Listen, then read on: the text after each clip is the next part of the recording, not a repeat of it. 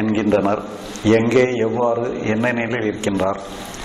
புற வாழ்க்கை இயல்புப்படி அமைந்தாலும் அக வாழ்க்கை சீராக அமைந்திட முயற்சிகள் எதுவும் வேண்டாமா?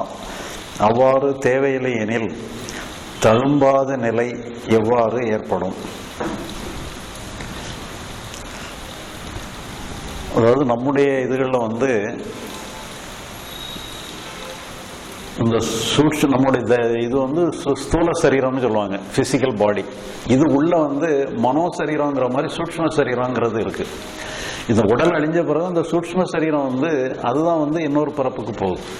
இப்போ இன்னொரு பிறப்பு எடுக்கலன்னு சொன்னால் அந்த சூட்சும சரீரம் எப்பவுமே வாழும். அதுதான் ஒளி உடம்புங்கிறது. நம்முடைய சூட்சும சரீரம் தான் ஒளி உடம்புன்னு சொல்றது. அந்த ஒளி உடம்புங்கிறது எப்பவும் நிரந்தரமாக இருக்கக்கூடிய ஒன்று, அதுக்கு அழிவே கிடையாது. அந்த சூட்சும சரீரங்கிறது இன்னொரு பிறப்புக்கு போயிட்டுன்னு சொல்லி சொன்னால் அது வேற புது சூட்சும சரீரத்துக்கு போயிடுது. அதனால அந்த இதில் இப்போ போகர் இன்னொரு பிறப்பு எடுக்காமலே அந்த சூட்சும சரீரத்தோட இருந்தார், ஒளி உடம்போட இருந்தாருன்னா இன்னைக்கு வரைக்கும் கூட இருக்கலாம். அது சிலவங்களோட கண்ணுக்கு தெரியலாம், சிலவங்களோட கண்ணுக்கு தெரியாமல் இருக்கலாம்.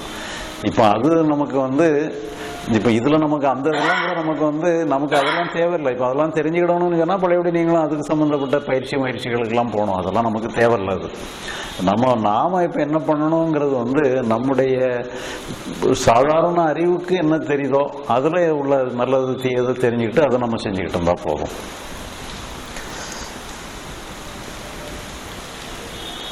புற வாழ்க்கை இயல்புப்படி அமைந்தாலும் அக வாழ்க்கை சீராக அமைந்திட முயற்சிகள் எதுவும் வேண்டாமா?